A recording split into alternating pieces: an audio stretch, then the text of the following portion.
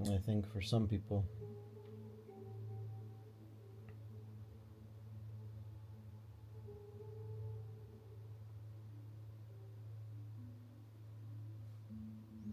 oh, it's interesting when you say some people, you're talking about millions and millions and millions of people.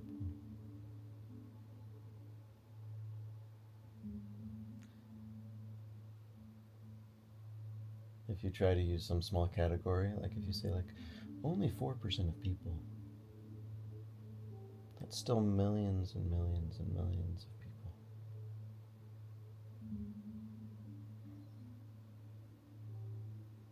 So some people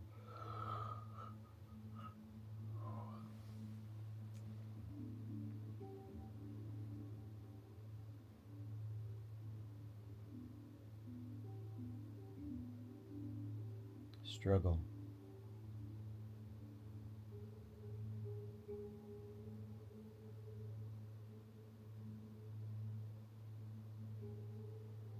by not having an inner sense of self, by not having an inner locus of control. And it's an evolutionary process too. Sometimes it happens over the course of one's life.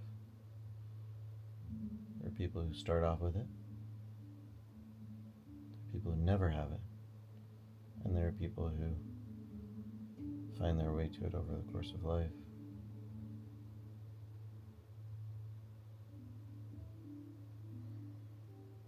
And that sense of self, that internal locus of control,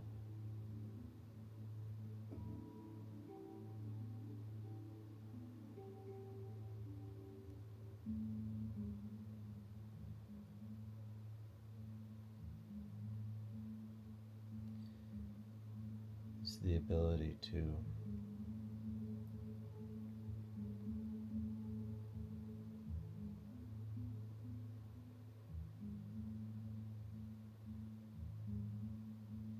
reference from within,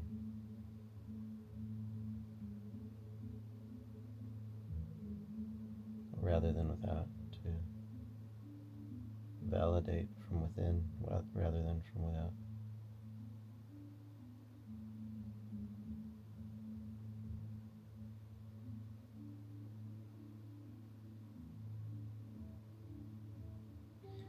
You could call it the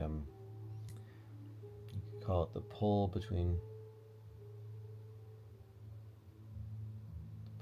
authenticity and wanting to be liked. The pull between wanting to be an original expression and wanting to fit in. Right? Because if we're too much of an original expression, we're made fun of and ostracized by the society. And if we fit in too much, so much so that we're no longer an original expression, then what are we? Are we even living a life? Or are we just playing a role? So that's the dance. That's the dance. Finding pockets of reality where we go, okay, can I really be me here?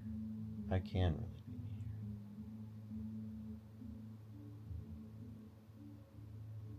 And then expanding that pocket until it becomes as much of your life as you can allow it to be,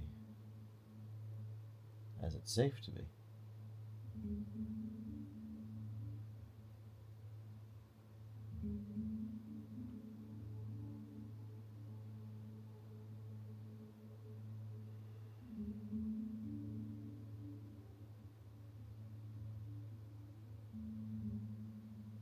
So what does it mean to just allow breath?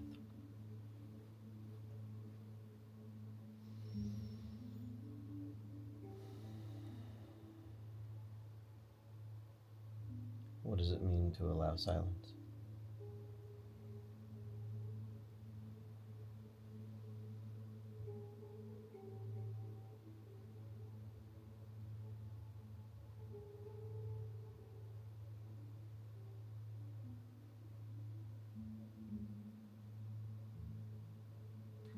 What does it mean to allow what is to be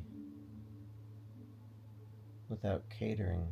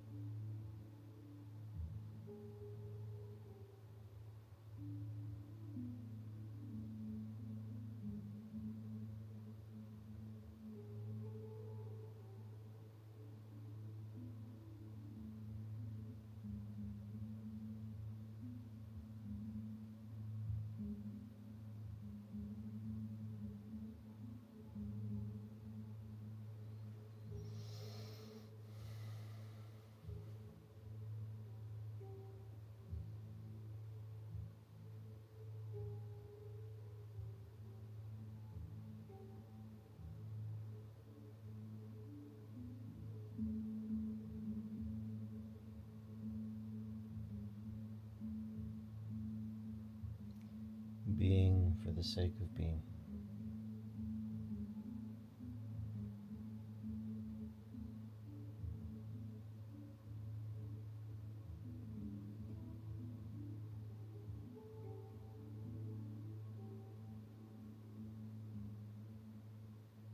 Expressing what is to express what is.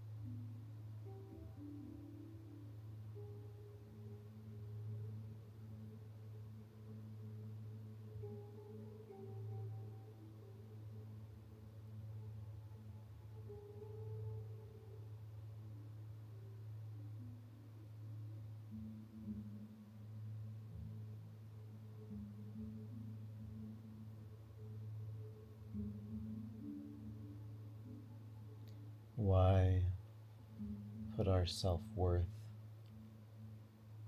onto something?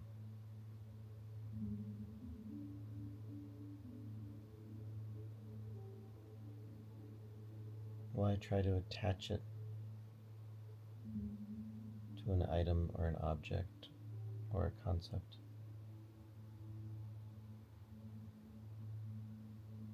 Why not hold it within and grow it within?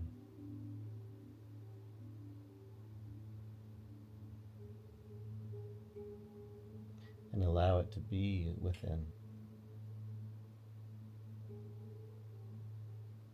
Allow it to be.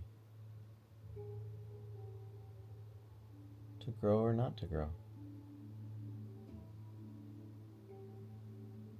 To change or not to change. But to give it a safe place within.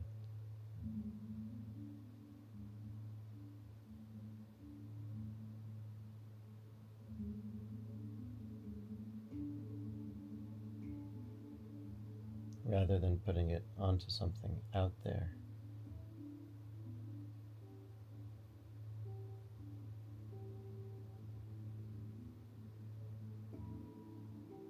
And watching or hoping that something will come of it.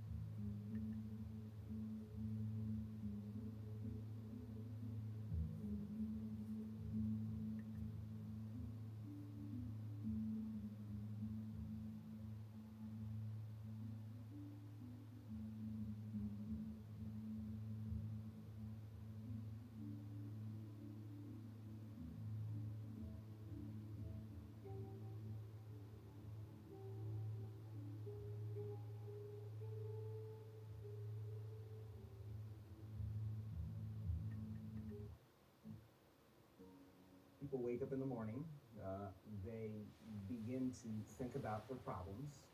Those problems are circuits, memories in the brain.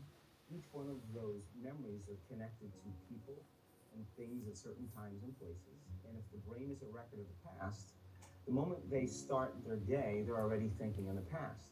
Each one of those memories has an emotion. Emotions are the end product of past experiences. So the moment they recall those memories of their problems, they all of a sudden feel unhappy, they feel sad, they feel pain. Now, how you think and how you feel creates your state of being. So the person's entire state of being when they start their day is in the past. So what does that mean? The familiar past will sooner or later be a predictable future. So if you believe that your thoughts have something to do with your destiny, and you can't think greater than how you feel, or feelings have become the means of thinking, by very definition of emotions, you're thinking in the past. And for the most part, you're going to keep creating the same life. So then people grab their cell phone, they check their WhatsApp, they check their text, they check their emails, they check Facebook, they take a picture of their feet, they post it on Facebook, they tweet something, they do Instagram, they check the news, and now they feel really connected to everything that's known in their life. And then they go through a series of routine behaviors. They get out of bed on the same side, they go to the toilet, they get a cup of coffee, they take a shower, they get dressed, they drive to work the same way, they do the same things, they see the same people, they push the same emotional buttons, and that becomes the routine, and it becomes like a program. So now they've lost their free will to a program, and there's no unseen hand doing it to them. So when it comes time to change, the redundancy of that cycle becomes a subconscious program. So now 95% of who we are by the time we're 35 years old is a memorized set of behaviors, emotional reactions, unconscious habits, hardwired attitudes, beliefs, and perceptions that function like a computer program. So then a person can say with their 5% of their conscious mind, I want to be healthy, I want to be happy, I want to be free. But the body's on a whole different program. So then how do you begin to make those changes? Well, you have to get beyond the analytical mind, because what separates the conscious mind from the subconscious mind is the analytical mind. And that's where meditation comes in, because you can teach people through practice how to change their brainwaves, slow them down. And when they do that properly, they do enter the operating system where they can begin to make some really important changes. So most people then wait for crisis or trauma or disease or diagnosis. They wait for loss, some tragedy to make up their mind to change. And my message is, why wait? And you can learn and change in a state of pain and suffering, or you can learn and change in a state of joy and inspiration. I think right now, the cool thing is that people are waking up. Most people spend 70% of their life living in survival and living in stress. So they're always anticipating the worst case scenario based on a past experience. And they're literally, out of the infinite potentials in the quantum field, they're selecting the worst possible outcome, and they're beginning to emotionally embrace it with fear. And they're conditioning their body into a state of fear. Do that enough times, body has a panic attack without you. You can't even predict it because it's programmed subconsciously. So people become addicted to the rush of those emotions, and they use the problems and conditions in their life to reaffirm their limitation, so at least they can feel something. So now when it comes time to change, you say to the person, why are you this way?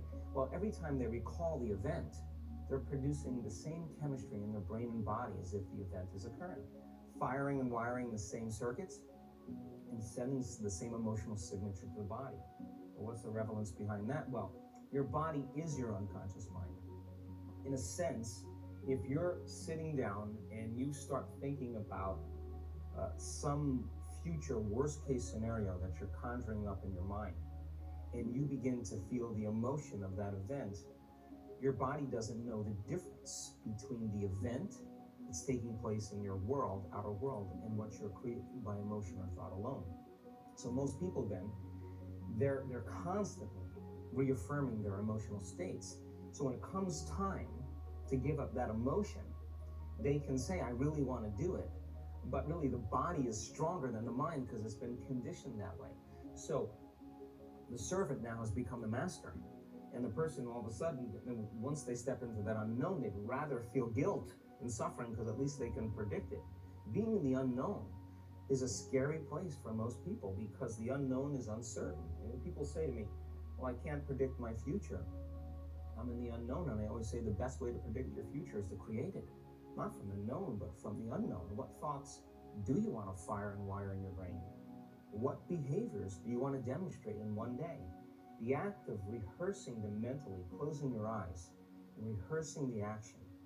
They're rehearsing the reaction of what you want, or the action? The action of what you want. By closing your eyes and mentally rehearsing some action. If you're truly present, the brain does not know the difference between what you're imaging and what you're experiencing in 3D world.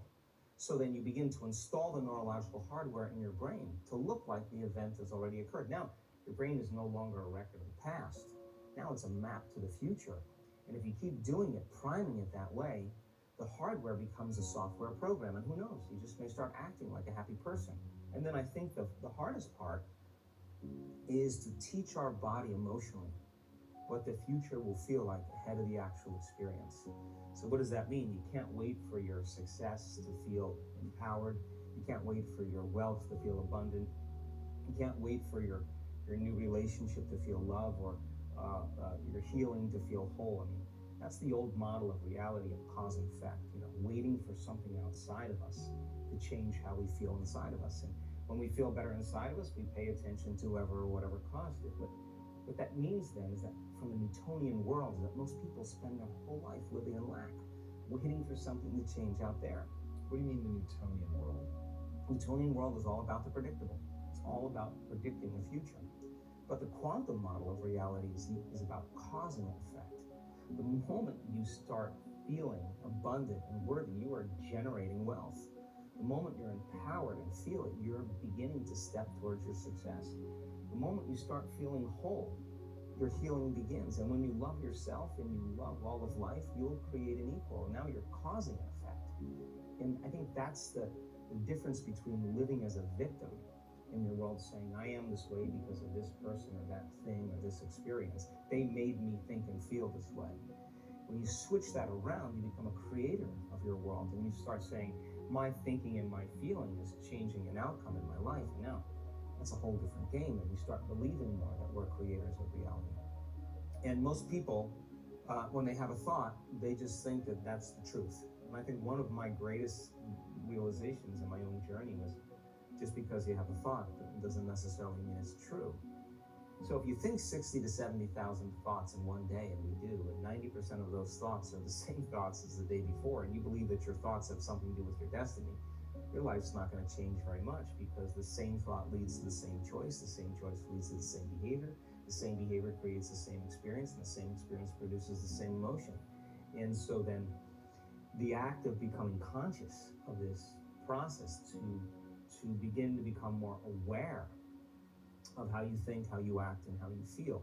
It's called metacognition. And so then, why is that important? Because the more conscious you become of those unconscious states of mind and body, the less likely you're going to go unconscious during the day. And that thought is not going to slip by your awareness unchecked, because it means to know thyself. The word meditation means to become familiar with. So as you become familiar with the thoughts, the behaviors, and the emotions of the old self, you're retiring that old self. As you fire and wire new thoughts and condition the body into a new emotional state, if you do that enough times, it'll begin to become familiar to you. So it's so important, just like a garden.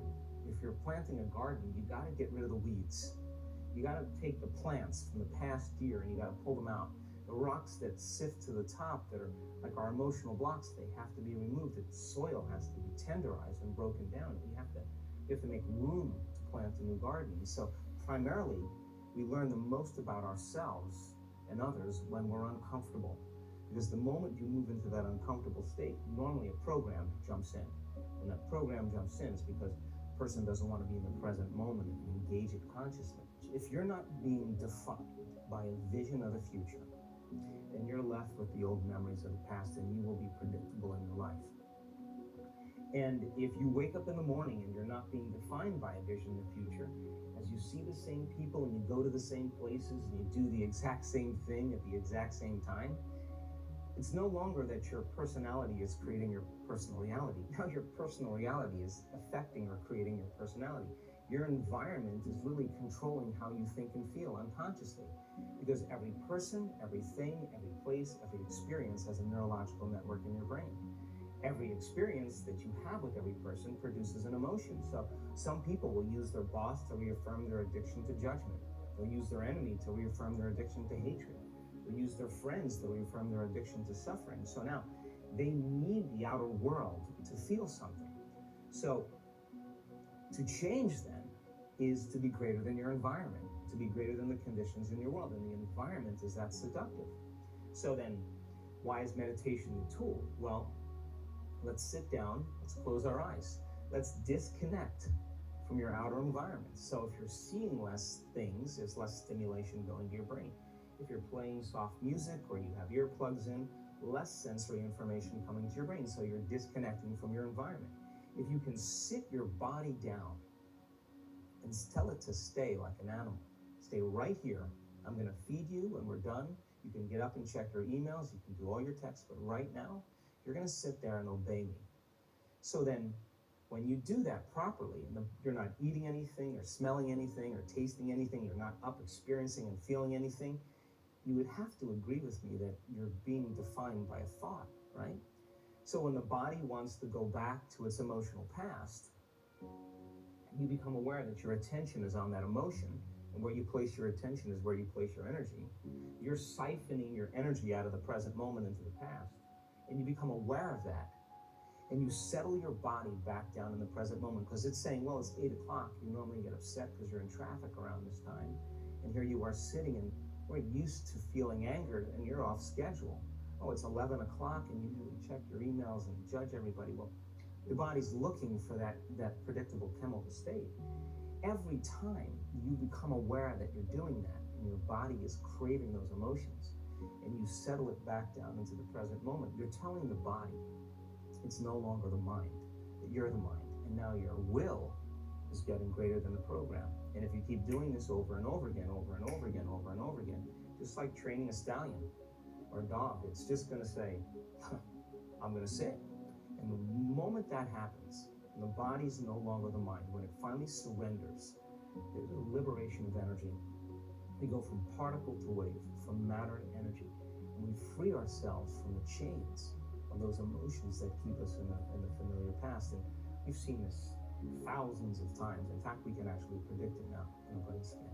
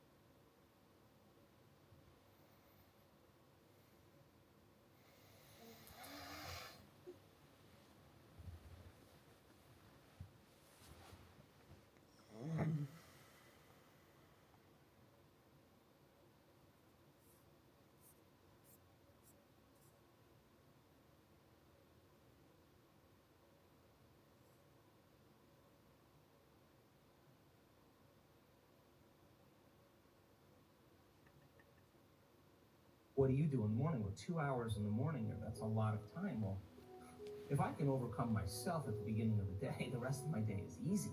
Right. That's what you do. You spend 2 hours in the morning. I allow for 2 hours. Okay. You still get up at 4 a.m. and then. Well, this morning I was up at 3. Okay. Because I'm on the wrong time zone. Right. But if I'm up. You like the 4 a.m. slot. Because my brain waves are just right. I don't have to work as hard. Yeah, my body's a little fatigued, but I'm between worlds. And so I my body's a little tired, but I get up and do it. And to me, I allow for 2 hours. Sometimes I can nail it in 45 minutes or an hour, and sure, I'm done. Other times, I'm on the wrong time zone. I have meetings all day long. I got a lot going on, and I'm just not going to fall prey to that common state of thinking. And that looks like meditation, affirmations in your mind, visualization. It's the work that we do. It's the work that we do. And the first part in truly creating a new personal reality is overcoming your present personality. You got to get beyond the normal thinking patterns, the normal urges of action and habits, to get beyond certain emotions that are residuals from the day before. That's the work right there. That's the part you have to overcome. So some days you just kind of slip in and it's magic because you've been practiced, like having a great golf game or a great tennis game or a great run or a great session of knitting. You're in your groove. Other days you got to work a little bit more for it. And for me, what I've learned is those hard days, the days that are the most challenging, are always the most rewarding, because now you're uncompromising to an outcome. And if it takes you an hour to get beyond yourself, to find the present moment, because that's the only place where the unknown exists, the familiar emotions and hardwired patterns of the past are the known, the predictable future in trying to forecast the feeling of every event in our life that people do unconsciously is also the known. There's only one place where the unknown exists, and that's the present moment. You call it the generous present moment. Yeah, and I've just done it enough times, and there are plenty of people in our work that have done it enough times to know when you're there and when you're not. Okay. And when you're not, it's very obvious because you've been there enough times. So you're separating your old story from yourself, and you're separating your focus on the future, and you're being present. It's just like hitting a tennis ball in a sweet spot. You lock into something, and that wholeness starts to happen, and now you're no longer creating from polarity or duality or opposites. Like people they create when they see they don't have something. Whether, hey, nice suit, I want one of those, right? And the moment I see that you have a nice suit and I start thinking I want one of those, my brain naturally starts putting me in the equation. Next thing you know, I'm wearing your suit. Well, that's because we're wired to do that. So then we have this natural ability to create. The problem is after you imagine that, you open your eyes and you don't have it, people experience more lack. Well, we're not that good yet. So then the act of practicing enough times and beginning to create the state in which you're so connected to the energy of your future. Now think about this. You're so connected to the energy of your future, you're no longer looking for it or waiting for it. You feel like it's already happened. The moment you get upset in traffic, the moment you start judging a coworker, you just disconnected from the energy of your future, and now you're back to the energy of your past. Now, if you tell me it was that person that did it to you, I'd say to you, oh, you're back to the unconscious program of being a victim again. So then the person then goes, oh, when did I fall from, that state? When did I lose it? Oh, it happened at 3 o'clock today. The next time that happens, what can I do differently? Now the person's moving through their challenges in their life with coherence, with rhythm. They're starting to begin to make strides, and that they're no longer knee-jerking to the people in their life that they've used emotionally to reaffirm their identity. Now this is the work, because you look around to see if anybody's doing it, and you don't see anybody else doing it. It's kind of this kind of lonely moment where you're realizing that I'm the only one doing this. That's that kind of moment that you realize that nobody understands you but you, right? And you can't even ask your friends for their opinion, because they're going to give you their opinion based on their own experiences. And it's that kind of moment where you have to draw in all your resources and begin to make up your mind. And I've interviewed hundreds and hundreds of people that have healed themselves from all kinds of health conditions. And one of the most important elements that I see over and over again is when a person said, I just got to this point in my life where I'm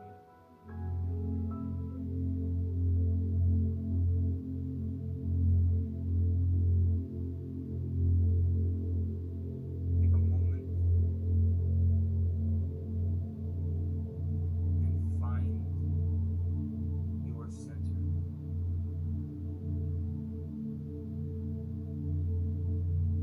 Inhale.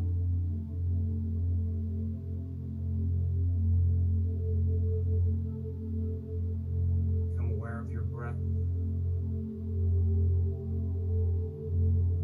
And exhale. And relax.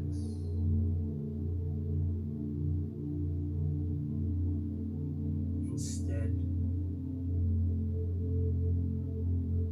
of the memories of the past, it's time to be defined by a vision of the future.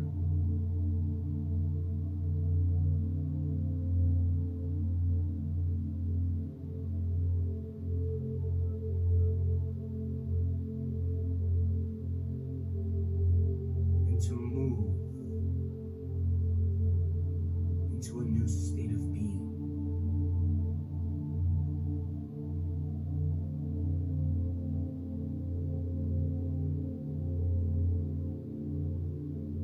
Now, can you become aware of the space between your ears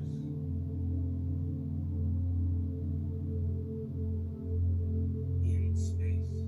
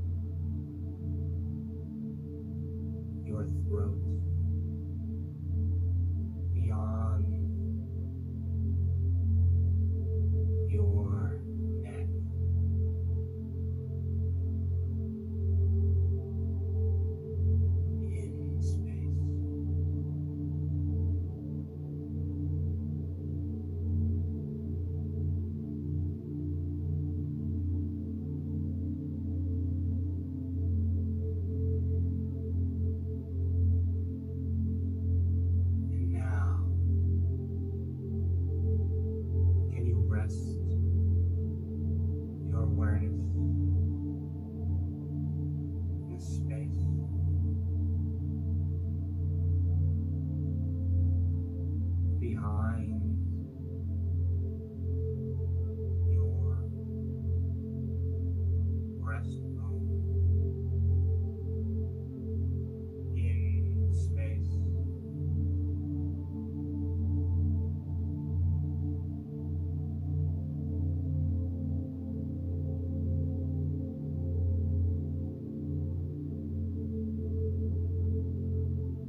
And can you feel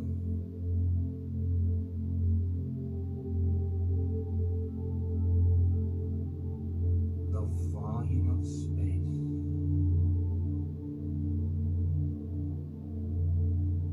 beyond your shoulders in space?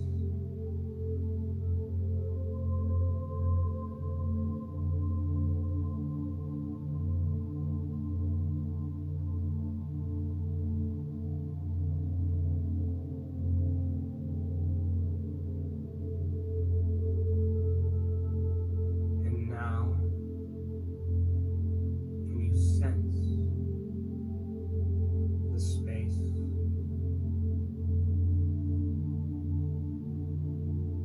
between your shoulders and the room you're in?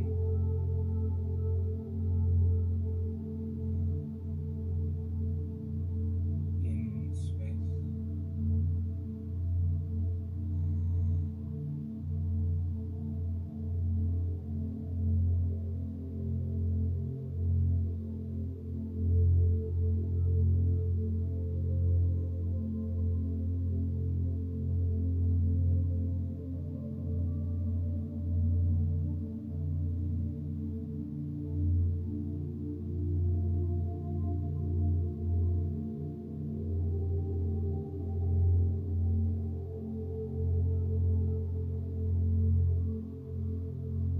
Can you become aware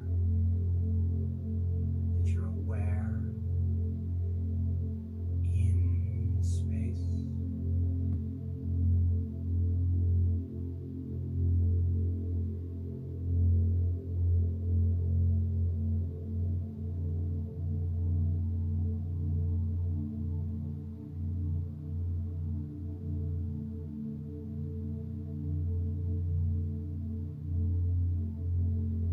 And now, what was that vision of the future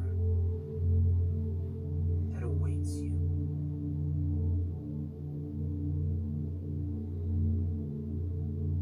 Be defined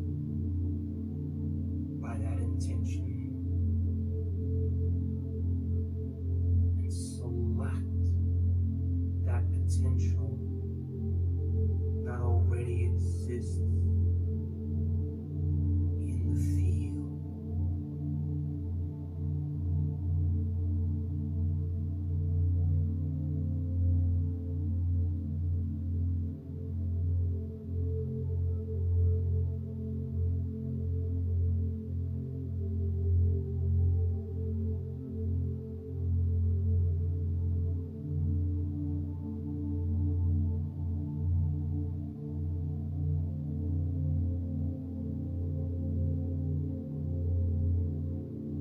Being defined by a vision of the future.